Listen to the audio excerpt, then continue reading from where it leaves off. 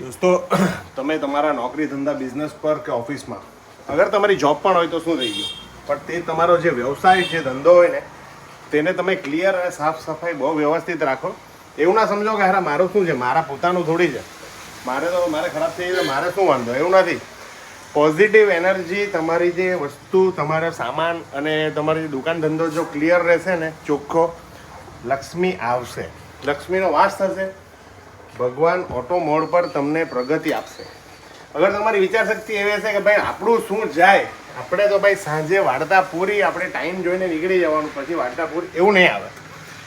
અગર તમે પોતાની પણ દુકાન હોય તો તમે બી શરમાવો નહીં, તમારે કટકું લઈ જ લેવાનું. જે બી લાગે તમને કે મારે ક્લીન કરવા જેવું છે કરી જ નાખવાનું, કેમ કે આનાથી પોઝિટિવ વાઇબ્સ આવશે.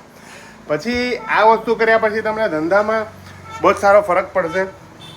ઉપરવાળો બી ખુશ થઈ જશે કે ભાઈ તું મહેનત તો કરતો છે, મારે તને યાર ગમે એમ કે આપવા જ પડે. એટલે તમારે ઉપવાસ પછી દૂર આપણે પૂનમ ભરવા અમાસ ભરવા જવાનું એવી કોઈ જરૂર નહીં પડે. એમ ભગવાન મજબૂર થઈ જાય કે ભાઈ હવે મારે તો તને આપવા જ પડે. એટલે સાફ દિલથી ઈમાનદારીથી તમે તમારું કામ કરો ને તો ભગવાને આપવું જ પડે. એટલે એવું કામ કરો કે ઉપરવાળો આપે, આપણે ઉપરવાળાને માંગવાની જરૂર ના પડે.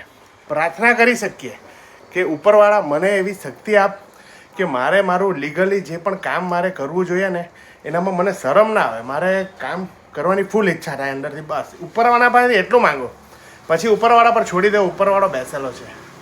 આટલું જ કહેવાનું હતું. મારથી વધારે કંઈ કહેવાઈ ગયું હોય તો ઠીક છે, તમારે સાંભળી લેજો. બાકી હર હર મહાદેવ, જય સિયારામ.